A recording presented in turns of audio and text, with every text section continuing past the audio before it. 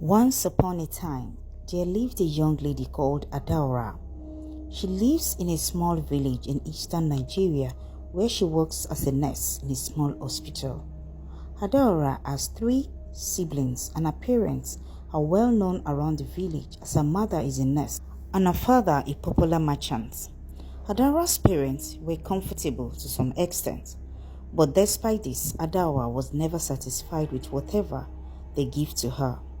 Her siblings and parents would often preach to her about being content, but Adaora would turn deaf ears and steal from people around her, both at home and at work. One day, Adaora was walking along a forest path after leaving work when she found a bunch of plantain lying around. She looked around to see if anyone was watching. As soon as she was sure that no one was there, she picked up the bunch of plantain and ran off. When she got home, she lied to her family that she bought the plantain from her pocket, and everyone ate the plantain without hesitation. That midnight, the family could not sleep as they kept going to the toilet one after the other.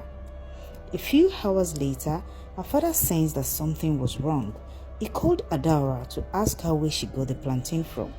Adaora lied again that she bought it with her money, but her father replied that he knows she was lying because she hardly buys things from the family. Adaora acted pissed.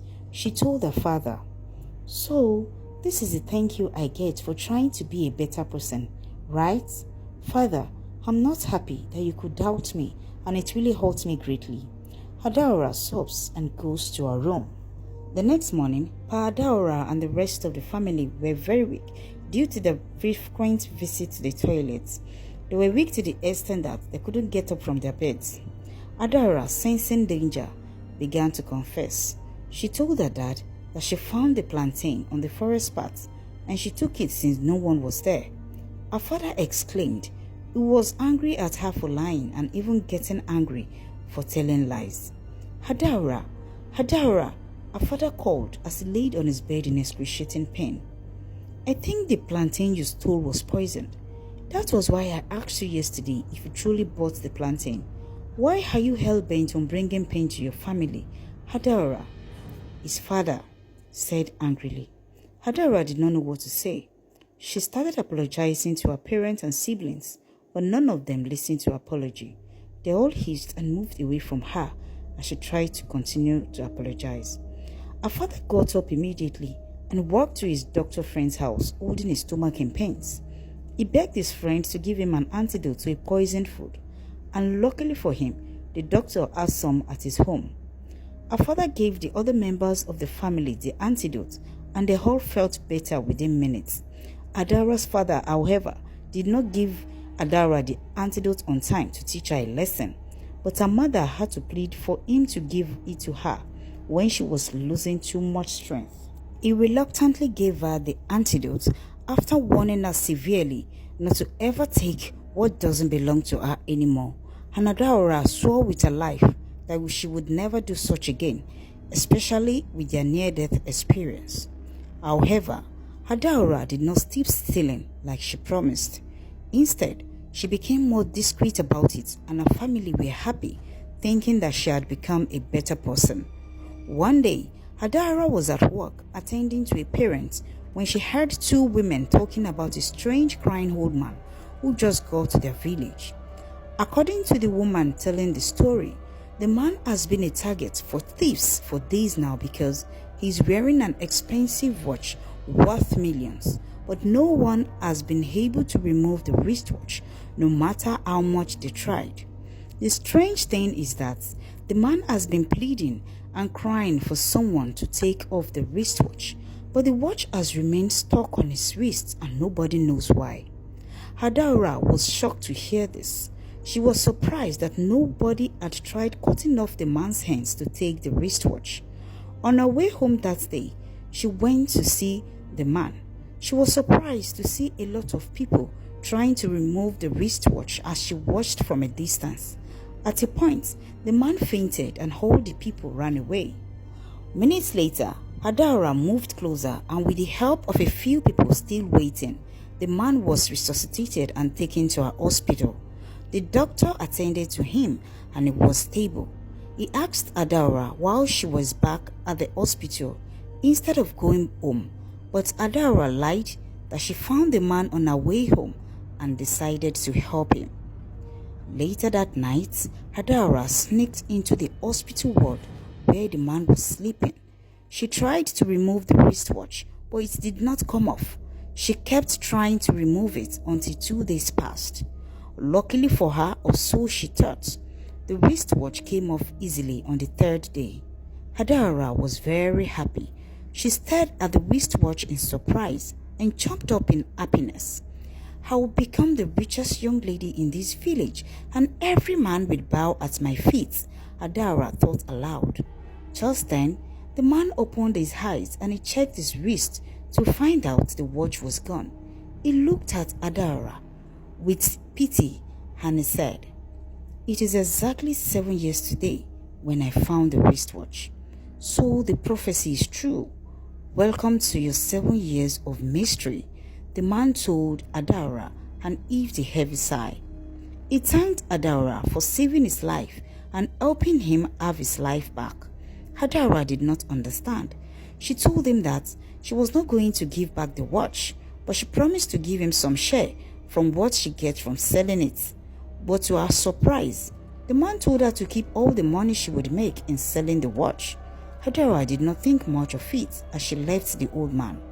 When she got to her office, she tried the watch on and surprisingly, it remained stuck on her hands. She tried to remove it, but the watch remained stuck on her wrist. She kept struggling to remove the watch, but she gave up after a while. As she sat down inside the office, she began to think of how to spend the money she would be getting from the sales of the wristwatch. A few minutes later, a colleague, Nkechi, came in. She asked Adaora whom she was looking for. Adaora was surprised. She asked Nkechi, "Are you okay?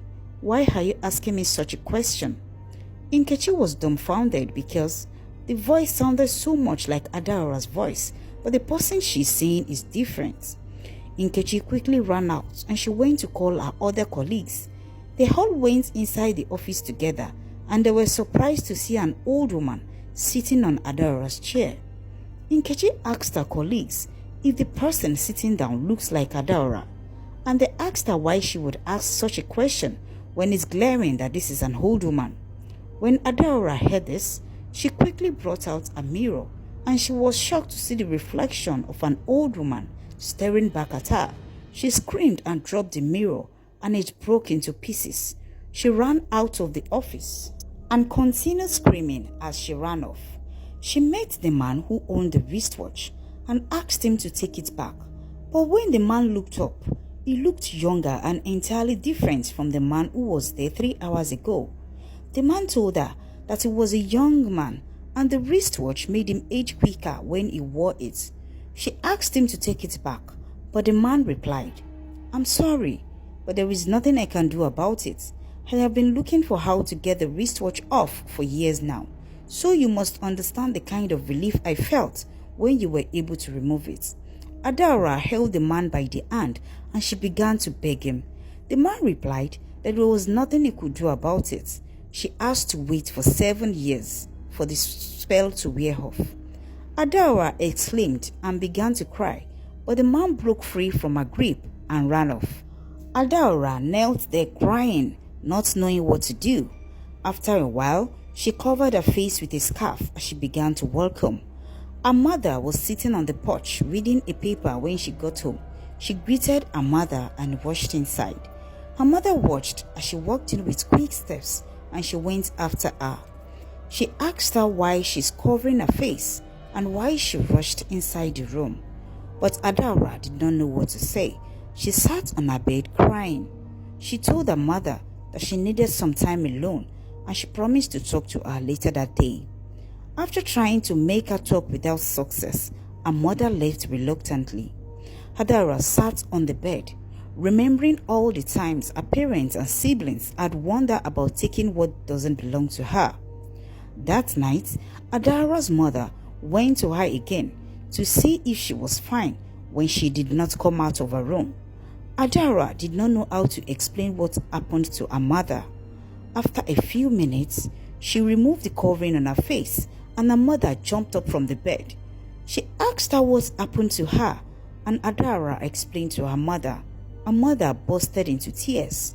She tried to remove the wristwatch, but it remained stuck. She could not tell Adaora's father for fear of him being angry with her.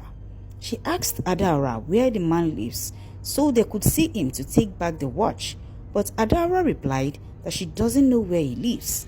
Her mother had to tell her father and he was very angry with her. They later found the young man who owned the wristwatch after months of searching, and he explained to them that he stole the wristwatch from an old homeless man who turned out to be a young chap after he wore the wristwatch, just like it happened to Adaora. According to the man, his father inherited the wristwatch from his father, and he specifically told him to wait for 7 years before wearing the wristwatch. However, he decided to wear it one day to show off to his friends at a party. He said he became an old man right there at the party while he was dancing with his girlfriend. She ran off in horror, and since that day, his life changed for worse. His colleagues at work did not recognize him anymore, and his employer sacked him over the phone after waiting for him to come to the office for days. The man then advises Adaora to wait for 7 years for the curse to wear off, as that was the only solution. Adaora began to cry again as she heard this. Her mother blamed her for her predicament, and she asked her why she likes taking things that doesn't belong to her, despite everything they've done to satisfy her. From that day, Adaora could not go out without using a veil, and people around her began to wonder why she's always covering her face. 3 years later, Adaora began to fall ill. She lost her hearing at first, then her sight, and then she had rheumatism and other forms of sicknesses that happened to old people. Her parents and siblings had to stand by her and care for her.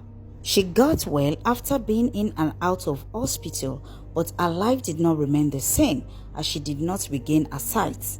Adaora would cry every day and regret her actions in the past. She thought that she was being punished for doing wrong. 7 years later, Adaora woke up one morning and she was able to remove the wristwatch successfully. She screamed in joy as she became young again. But to her surprise, her sight did not return. Her blindness is the price she had to pay for her covetousness. Adaora was happy to be finally free from the spell.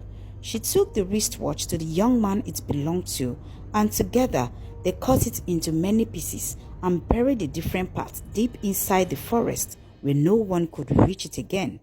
Adaora got her life back after 7 years, but she paid dearly for it. This story teaches us to be contented with whatever we have and not be drawn to flashy things, as they can be deceiving. Thank you so much for watching. Enjoy the rest of your day. Bye.